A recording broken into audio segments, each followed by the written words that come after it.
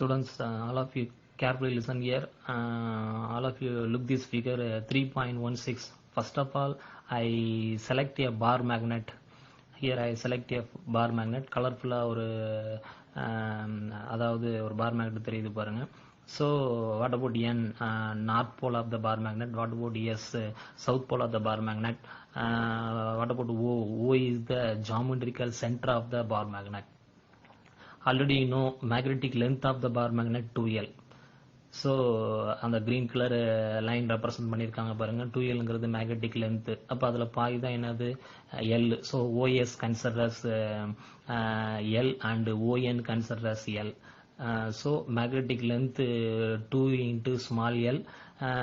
So NS value 2L, OS value small l, ON value small l. Next, from the geometrical center of the bar magnet, point C where it is placed. Before that, you look this figure. I draw a horizontal line. This horizontal line nothing but அங்க பாருங்க ஒரு broken lines கொடுத்திருக்காங்க. ஹரிசாண்டலா ஒரு broken lines கொடுத்திருக்காங்க. அந்த broken line தான் வேற ஒண்ணும் இல்ல, axial line of the bar magnet. bar magnet ஓட axial line அப்படினு சொல்லலாம். So on this axial line, next I denote a point C. Point C placed how much distance from the geometrical center of the bar magnet, r distance. இந்த bar magnet ஓட geometrical centerல இருந்து r distanceல என்ன அப்படினு பார்த்தனா point C placed on the axial line. சரியா? axial lineங்கிறது வேற ஒண்ணும் இல்ல, அங்க கொடுத்திருக்க அந்த broken lines ஹரிசாண்டலா கொடுத்திருக்கக்கூடிய அந்த broken line தான் நம்ம என்ன சொல்லலாம் அப்படினு பார்த்தனா axial line சொல்லலாம். So on this axial line, next I denote a point C. So point C placed how much distance from the bar magnet. So from the midpoint of the அதாவது பாத்தீங்கன்னா from the geometrical center of the bar magnet, which one is geometrical center of the bar magnet? Point O is the geometrical center of the bar magnet. So from point O, point C placed how much distance? R distance. So at this point C, we find out strength of the bar magnet. At this point C, we find out strength of the bar magnet. It means that bar magnet consists of two poles, north pole, south pole. Both pole are having same strength. We find out resultant magnetic field intensity at point C. டோட்டலா அந்த bar மேக்னெட்டோட strength சிங்கிற பாயிண்ட்ல என்ன, முதல்ல north போலோட strength சிங்கிற பாயிண்ட்ல என்னங்கறத calculate பண்றோம். அதுக்கப்புறம் south போலோட strength சிங்கிற பாயிண்ட்ல என்னன்னு கால்குலேட் பண்றோம். சரியா? Next finally we find out resultant strength of the bar magnet at point C. சிங்கிற பாயிண்ட்ல அந்த பார் மேக்னெட்டோட resultant magnetic field intensity, resultant magnetic field strength என்னங்கறத கால்குலேட் பண்றோம். Point C placed how much distance from point O? R distance. Okay, right. Next we find out strength of the bar magnet. Before that we must need a test pole. Here test pole nothing but QMC is equal to 1 ampere meter. It is nothing but unit north pole. அதாவது unit north pole, pole strength இருக்கக்கூடிய, அதாவது unit pole strength இருக்கக்கூடிய ஒரு north pole placed at point C, point சில வைக்கிறோம். சரியா? So unit pole strength QMC சிங்கிற பாயிண்ட்ல வைக்கிறனால என்ன அப்படின்னு பார்த்தா அந்த QMCன்னு கொடுத்திருக்காங்க. இஸ் ஈக்குவல் டு என்ன அப்படின்னு பார்த்தனா 1 ampere metre is equal to 1 ampere metre. So unit pole strength இருக்கக்கூடிய நார்த் போலை கொண்டு வந்து எங்க வைக்கிறோம் அப்படின்னு பார்த்தனா பாயிண்ட் சில வைக்கிறோம். ஸோ எதுக்காக வச்சிருக்கோம் அப்படின்னு பார்த்தனா we find out strength of north pole and at point C also we find out strength of south pole. இந்த பார் மேக்னெட்டோட சவுத் போலோட ஸ்ட்ரென்த் என்ன, நார்த் போலோட ஸ்ட்ரென்த் என்ன, பாயிண்ட் சில கால்குலேட் பண்றதுக்காக we must need test pole. It is nothing but unit pole strength of north pole. ஒரு unit pole strength உடைய north pole it is placed at point C. Point சில வைக்கிறோம். Point சில வச்சோம்னா பாருங்க unit pole strength of north pole it can be experience a repulsive force along which direction, F1 direction. unit pole strength of north pole, unit pole strength of north pole placed at point C, it can be experienced a repulsive force with the north pole of the bar magnet along which direction? F1 direction. Along which direction? F1 direction. Okay. Next. Unit pole strength of the north pole, it can be experienced an attractive force with the south pole of the bar magnet of south pole S oda the unit pole strength unit pole strength north pole ngiradhu, it can be experienced an attractive force along which direction? FS direction la experience பண்ணுது. சரியா? Next we find out resultant force. It means that resultant magnetic force finally we calculated. So F1 vector, you follow this diagram, and Fs vector, you follow this diagram. F1 vector acting along with direction Pn vector direction. Next, Fs vector acting along with direction Bs vector direction. So what about Bn vector and Bs vector? Further, all of you understand what about Bn vector and Bs vector. Further derivation part, continuously all of you understand about Bn vector and Bs vector. அடுத்தடுத்து நான் work out பண்ணக்கூடிய derivation பார்ட்ல Bn vectorனா என்ன, Bs vectorனா என்னன்னு தெரிஞ்சுக்க போறீங்க. Before that, F1 vector acting along with direction Bn vector direction and Fs vector acting along which direction? Bs vector direction. So here also you follow this figure. What about distance between the point O and C? Already you know R. And what about the distance between the point N and C? R minus L. And what about distance between the point S and C? R plus L. அப்ப என்ன அப்படின்னு பார்த்தனா இங்க SC இந்த distance value R plus L. அதே மாதிரி இங்க NC இந்த distance value என்ன? R minus L. Already you know the value of the distance value of the OC R. So you follow this figure 3.16. I give more number of explanation all the term. இந்த terms இங்க இருக்கக்கூடிய terms ஒவ்வொன்றுக்கும் நான் நிறைய explanation கொடுத்திருக்கேன். இந்த figure follow பண்ணி என்ன அப்படின்னு பார்த்தனா நீங்க understand பண்ணிக்கங்க. Further you understand about what about I cap, J cap and minus I cap, minus J cap. Later we discuss. Last நம்ம ஃபைனலா ரிசல்ட் ஒர்க் அவுட் பண்றப்ப I cap, J cap இந்த minus I cap இத பத்திலாம் என்ன அப்படின்னு பார்த்தனா result work out பண்றப்ப தெரிஞ்சிக்கலாம். ஓகேவா? Right, you follow this figure, easily you can be understand.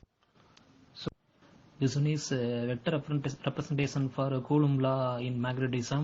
Here F vector replaced by F1 vector and the value for k is equal to mu naught divided by 4 pi, already you know. Next QMA replaced by QM. What about QM? Pole strength of the bar magnet. So QMA is equal to QM. Next QMB is equal to QMC. QMB is QMC equal. Then QMC unit north pole placed at point C. So QMC value is 1 ampere meter. Next R cap replaced by I cap. Because you follow the diagram, F1 vector acting along this direction, positive x-axis direction, it means that plus I cap direction.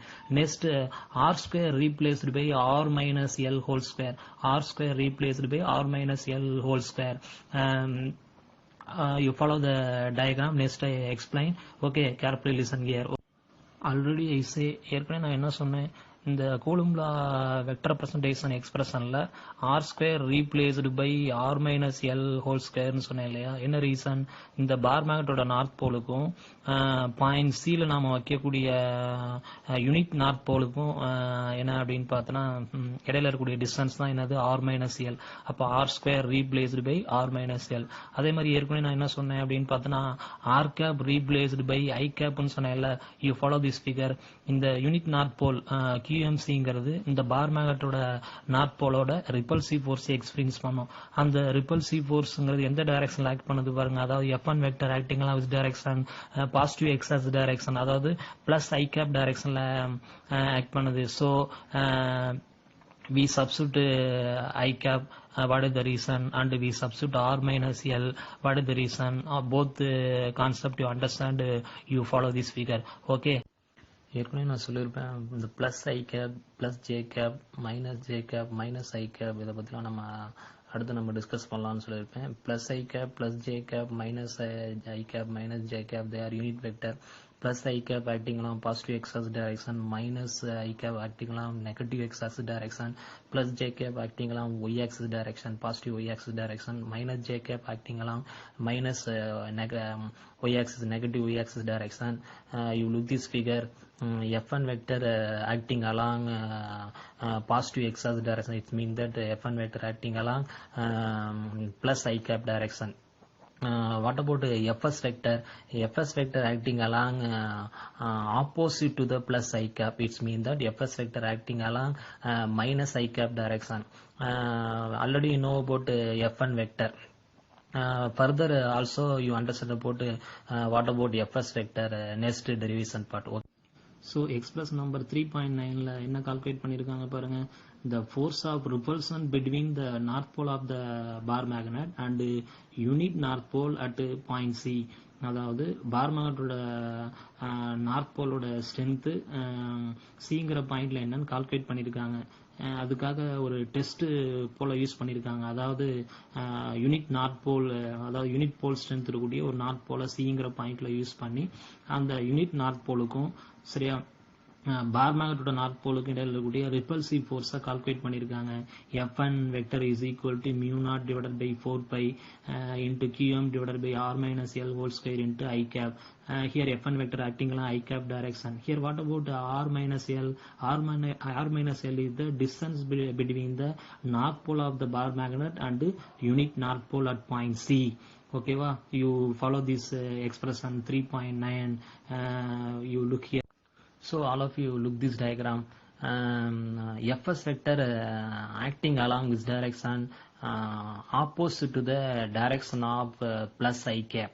It means that Fs vector acting along minus I cap direction. Already you know about Fs vector. It is one of the attractive force. Fs vector பத்தி உங்களுக்கு ஏற்கனவே தெரியும். Point சில வச்சு அந்த unit north போலுங்கிறது bar மேக்னட்டோட south போலோட எக்ஸ்பீரியன்ஸ் பண்ணக்கூடிய அந்த அட்ராக்டிவ் ஃபோர்ஸை தான் Fs வெக்டர்னு சொல்லலாம். சரியா? So Fs vector acting along minus I cap direction. It means that Fs vector acting along opposite to the plus I cap direction. Next, what about distance between point S and C? நாம unit north போல point சில வச்சிருக்கோம். அப்ப அந்த point சிக்கும் எஸ்ஸுக்கும் இடையில இருக்க distance என்ன? R plus L. So you follow this diagram, understood about R plus L and what about direction of Fs. Next, all of you look this diagram. இந்த பார் மேக்னட்டோட சவுத் போலோட ஸ்ட்ரென்த் சிங்கிற பாயிண்ட்ல என்னன்னு கால்குலேட் பண்றதுக்காக QMC is equal to 1 ampere meter, அதாவது unit pole strength இருக்கக்கூடிய ஒரு north pole சிங்கிற பாயிண்ட்ல யூஸ் பண்ணோம். அப்ப நமக்கு அதனால இந்த சவுத் போலோட ஸ்ட்ரென்த் என்னன்னு கிடைச்சிருக்கு. அப்ப அந்த பார் மேக்னட்டோட சவுத் போலுங்கிறது இந்த யூனிட் நார்த் போலோட எக்ஸ்பீரியன்ஸ் பண்ணக்கூடிய அந்த அட்ராக்டிவ் ஃபோர்ஸ், அதாவது இந்த யூனிட் நார்த் போல் சிங்கிற பாயிண்ட்ல இருக்கக்கூடிய அந்த யூனிட் நார்த் போலுங்கிறது பார் மேக்னட்டோட சவுத் போலோட எக்ஸ்பீரியன்ஸ் பண்ணக்கூடிய அந்த அட்ராக்டிவ் ஃபோர்ஸோட டைரக்ஷன் எப்படி இருக்கு பாருங்க. Opposite to the direction of plus I cap. It's mean that Fs vector acting along the direction of minus I cap direction. So Fs vector acting along this direction, at the same direction Bs vector also act there. The Bs vector Fs vector both they are equal, both they are acting along minus I cap direction. Okay, right. Next all of you look this expression number 3.10. What do you understand from this expression? The force of attraction between the south pole of the bar magnet and unit north pole at point C. அதாவது unit north pole சிங்கிற பாயிண்ட்ல வச்சோம். அந்த unit north pole bar மேக்னட்டோட south போலோட experience பண்ணக்கூடிய அந்த attractive ஃபோர்ஸோட vector representation Fs vector is equal to minus mu naught divided by 4 pi into QM divided by R plus L whole square into I cap. ஏன் இங்க minus note பண்ணிருக்கோம்? அந்த மைனஸ்ங்கிறது எதனால மைனஸ் I cap? இந்த மைனஸ்ங்கிறது நீங்க I cap ஓட combine பண்ணிக்க வேண்டியதான். So Fs vector acting along negative x-axis direction. It means that Fs vector acting along minus I cap direction. direction. Next, what about R plus L? R plus L is the distance between the south pole of the bar magnet and the unit north pole. So you follow the diagram. R plus L is the distance between the south pole of the bar magnet and the unit north pole of the unit north pole at point C. Okay. So finally, resultant magnetic field strength of the bar magnet B vector is equal to mu naught divided by 4 pi into Qm divided by R minus L whole square into I cap plus minus mu naught divided by 4 pi into Qm divided by R plus L whole square into I cap. Already you know about minus I cap. Why here we substitute minus I cap, and why we substitute plus I cap. Already you know F1 vector acting along plus I cap direction and Fs vector acting along minus I cap direction. So what you understand from this expression? This expression get from both expression 3.9 and 3.10. 3.9 and 3.10 ல வந்து தான் ஃபைனலா அந்த expression கிடைச்சிருக்கு. So the net force at point C is F vector is equal to F1 vector plus Fs vector. By following this concept, resultant magnetic field strength of the bar magnet at point C we have find out here B vector. Next we follow further simplification. Mu naught divided by 4 pi into Qm divided by R minus L whole square into I cap plus of minus mu naught divided by 4 pi into Qm divided by R plus L whole square into I cap. Here mu naught divided by 4 pi into Qm common term taking outside, then we get 1 divided by R minus L whole square minus 1 divided by R plus L whole square into I cap. Here mu naught divided by 4 pi into Qm also I cap, both they are common term taking outside. Next mu naught divided by 4 pi into Qm of R plus L whole square minus R minus L whole square divided by R minus L whole square into R plus L whole square into I cap. Here already you know mu naught divided by 4 pi into Qm I cap, both they are constant term taking outside. Then we get further simplification we follow here. Next plus R square minus R square cancel, then plus L square minus L square cancel, add plus 2RL and plus 2RL, then we get 4RL, and how we get this term finally? A plus B whole square formula and A minus B whole square formula we can be used here. Also next we can be use A minus B into A plus B formula. Next further simplification we follow. A minus B into A plus B is equal to, already you know, A square minus B square. We use this formula in which term? R minus L into R plus L. It is written into another formation R square minus L square. இந்த மாதிரி A minus B whole square formula, A plus B whole square formula use பண்ண போறோம். அதே மாதிரி A minus B into A plus B is equal to A square minus B square. இந்த மாதிரி ஃபார்முலாவெல்லாம் use பண்ணி தான் இங்க ஃபர்தரா நம்ம சிம்பிளிஃபிகேஷனை ஃபாலோ பண்றோம். ஸோ நீட்டா இந்த இடத்துல என்ன அப்படின்னு பார்த்தோன்னா ஒர்க் அவுட் பண்ணி பாருங்க. Okay, further we follow simplification by using which formula? A minus B into A plus B is equal to A square minus B square. By using this formula we follow simplification here. Then we get mu naught divided by 4 pi into Qm is equal to mu naught divided by 4 pi into Qm into 4RL divided by R square minus L square into I cap. Next mu naught divided by 4 pi 2R into Qm into 2L divided by R square minus L square whole square. R square minus L square whole square இந்த இடத்துல எப்படி கிடைச்சிருக்கு? A plus B into A minus B, அதாவது R plus L into R minus L.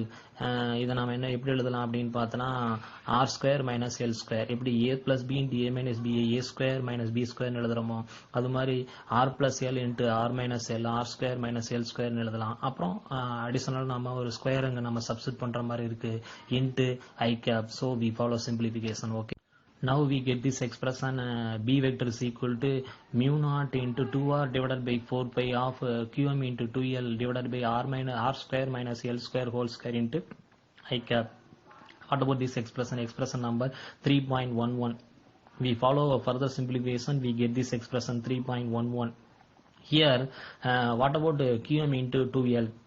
It is nothing but magnitude of magnetic dipole moment. Magnitude of magnetic dipole moment. So here finally we get the total strength of the bar magnet. Bar magnet total strength magnetic field at point C can be written into another formation.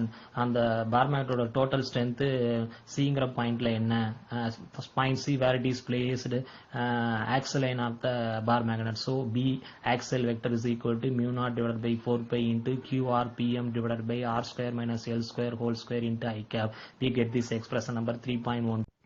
B axial vector is equal to mu naught divided by 4 pi into 2R PM divided by R square minus L square whole square into I cap. Finally, we get this expression number 3.12. Here you compare R and L. R greater than L. So already know about R and L. If the distance between the two poles in a bar magnet are small, compared to the distance between the geometrical center of bar magnet and the location of the point C.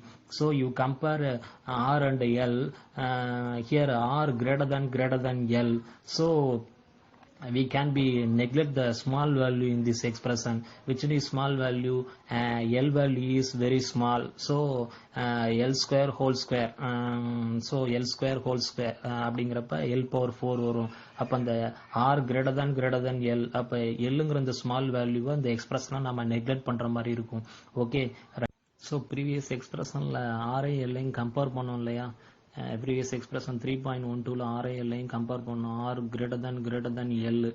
So the previous expression 3.12ல particular அந்த term focus பண்ணுங்க. R square minus L square whole square is equal to R power 4 only we get. அப்ப என்ன பண்ணிருக்கோம்?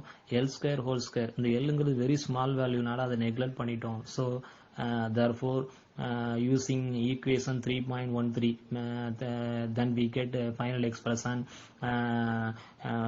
B axial vector is equal to mu naught divided by 4 pi 2 pm divided by R cube into I cap is equal to mu naught divided by 4 pi 2 divided by R cube into pm vector. Then we get this expression 3.14. Here PM vector is equal to PM into I cap. அப்ப expression number 3.13 3.12ல use பண்ணதுக்கு அப்புறம் அந்த expression number 3.14 final expression கிடைச்சிருக்கு. Next homework section, page number 202, long answer.